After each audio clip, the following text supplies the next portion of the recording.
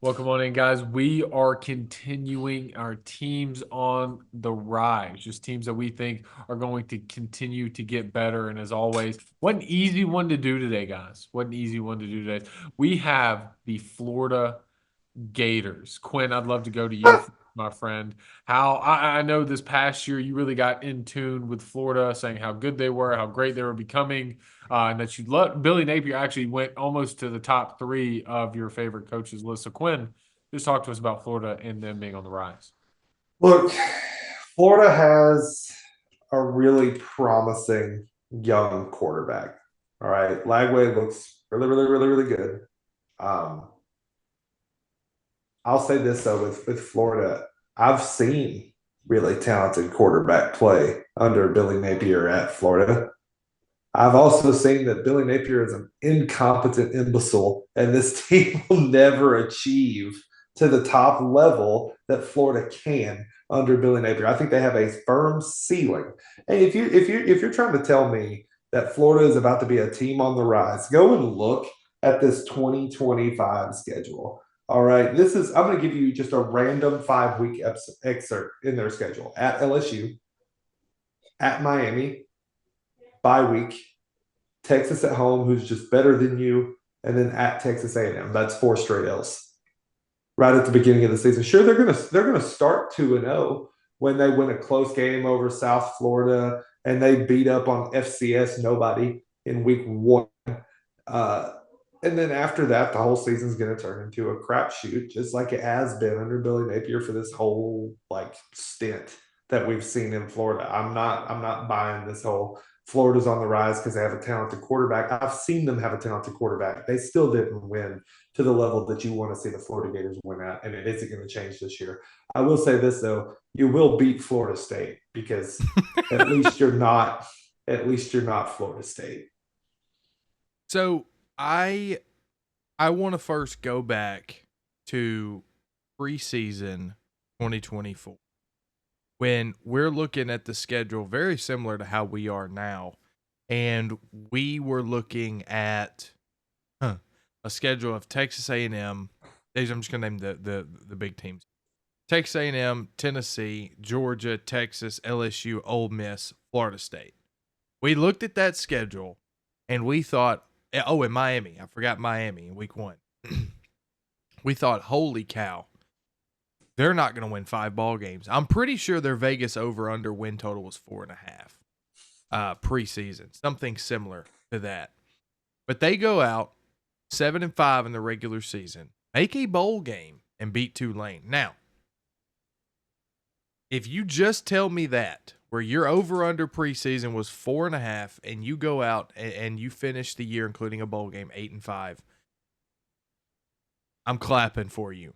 Good, unbelievable job by Billy Napier to turn that team around. And it seems to me, okay, this seems to be the exact opposite. We just got done talking about Florida State. This seems to have been the exact opposite of a Florida State program. Florida did not have the talent on the team that Florida State did whenever you look at the composites on the actual roster. However, the culture at Florida was exponentially better than Florida State. The team rallied around Billy Napier in the season. Like, I think it was after the Georgia and Texas loss where the rumors started to circle of, well, Billy Napier could be gone before the next game against. And the team was like, whoa, whoa, whoa, whoa, whoa. Like, we still have a chance here to do something special. They rallied around him. They even said that in like their interviews after the game, was how much they loved Billy Napier and they wanted to play well for him. What did they do? They rattled off 4 straight wins, including a bowl win. So that to me shows what building a program that has a certain culture can do for you if you start to go down. Complete opposite of Florida State. Now, I say that. Florida State sucks last year. That was a game that we looked at and was like, they're not winning that game, period. Right? LSU was nowhere near what we thought they would be at this point in the year, at the end of the season. You almost beat Tennessee at Tennessee, but that game's wild. Florida normally plays pretty well in that game. So you were able to rattle off a couple of wins that and Ole Miss too. Like they should not have won that game.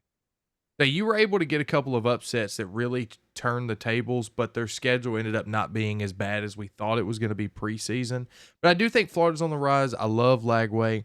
Um, Napier can recruit well. My only question is how can he develop players? Haven't really seen that quite yet. If Lagway takes a huge step forward this upcoming year, then he'll get my stamp of approval in that category.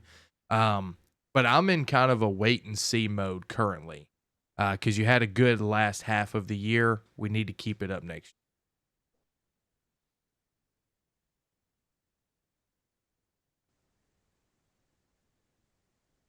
I think they can win 10 games next year. Oh my goodness. I am No. about Georgia. 10 ball games? 10 wins with this schedule.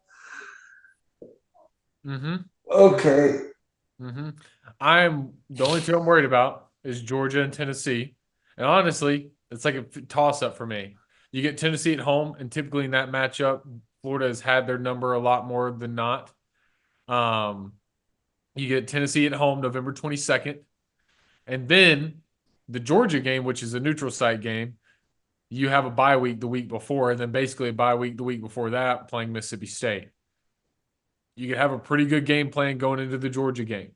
And we saw how susceptible Georgia was now that the playing field is kind of evened out with the transfer portal, the parity that's become. So I think Florida can play pretty well there. The one thing I needed to see last year from Billy, I knew Billy Napier could do it. The thing I needed to see was, can you please start DJ Lagway, because he is a leading quarterback. And if as soon as you do that, because I think last year the games that they lost down the stretch, I believe he got hurt in, if I'm not mistaken. I think he got The hurt Georgia in. game comes to mind specifically. Yep, he got hurt late in the Georgia game. They were close in that one, lost that one. I think he tried to play hurt or didn't play much at all in the Texas game. They got blown out. LSU, he came back. Ole Miss, he played those games. Texas, I don't think they get. I think they got worse this offseason more than they got better. Never really worried about a Brian Kelly led team, so that's why I don't worry about LSU. And then also LSU in September. Who's scared of that? I'm not. Um, Miami and Carson Beck. You want me to be honest with you? Smell a lot of Florida State and DJU right there. That's what I smell. Whoa, no. That's what I I smell. disagree with that Carson Beck's a wholeheartedly. much better player than DJU. That is, He had a proven I, track record. I DJU don't think the didn't. system fits him. That is my thing. We can get to that at a different point, but I don't think that system bodes well for Carson Beck. But we'll see. Um, but you get Texas at home. You got a very favorable schedule compared to last year, I think. Texas at home. Or the worst road trip you really have is Texas A&M. Might throw in Ole Miss. Texas A&M's a worse road trip than going to LSU. LSU in September. LSU in November when they're good, when they're playing some of their best ball. Yeah. Did you know it won't be a true like night game at LSU because of when it played? That's fair. Versus November. However, I would agree a trip to LSU is more tough, in my opinion.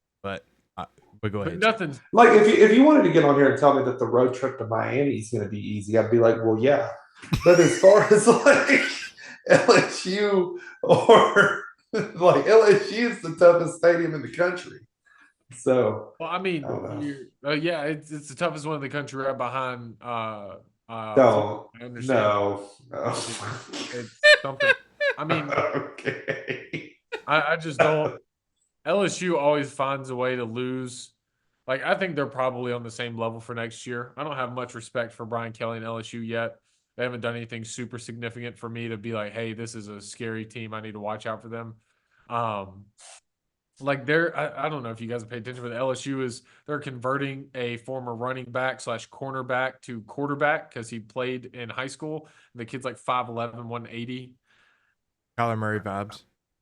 Yeah, I don't know what's going on there. So something's not right in the quarterback room, and you just got to transfer from Mississippi State. So anyway, I digress. The ones I'm circling are Tennessee, Georgia, and Texas, and you get two of those inside Ben Hill Griffin Stadium. I So mean, I think honestly, game.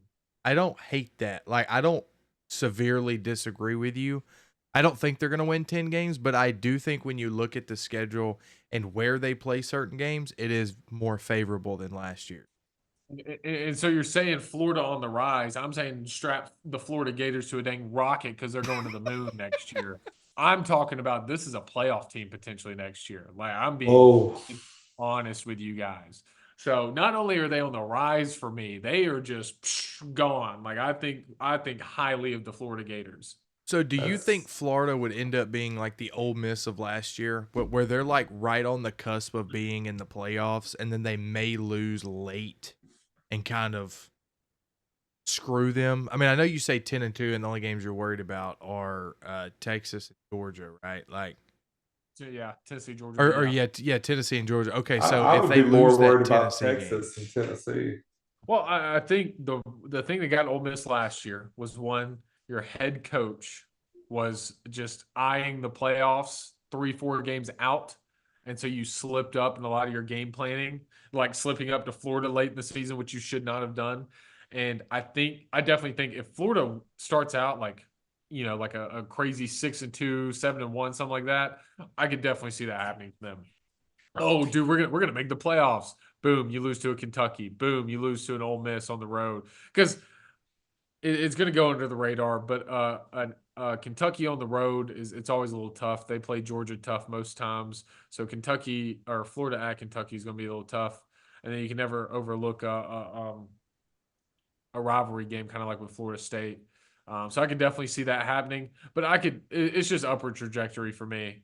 I don't think they slip back because if you slip back down from 8-5, I think it's one game that's also pretty difficult, Chase. I don't know if you kind of saw this on the schedule. LIU Sharks, um, oh, okay. week 1. Yeah, no, one of the toughest, yeah. Yeah, yeah. I believe it's the only team that's the Sharks Yeah. in football. So So I'll spit a little game about the LIU Sharks actually. One of the top blue blood programs of the FCS. Their colors, if you can't tell, yellow, blue, and white kind of look like the South Dakota Jackrabbit. Nope, hold on. Nope, back it up, back it up. It was not South Dakota. Is that South Dakota Jackrabbits? Is that right, Quinn? Is it South yeah, Dakota? yeah, South Yeah, Dakota State. Uh-oh. Talk to me, Chase. South Talk to me. Dakota Chase. State. Anyway, LIU stands for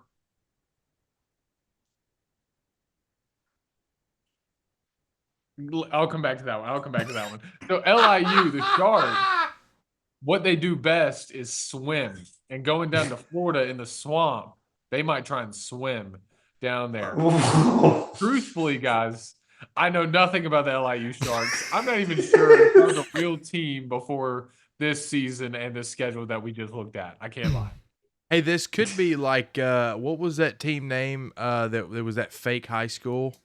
The Bishop Oh, Sycamore, Bishop Yeah, Gorman, something yeah. like that. We need to make Yeah. sure this isn't one of those at the college level. What we really needed.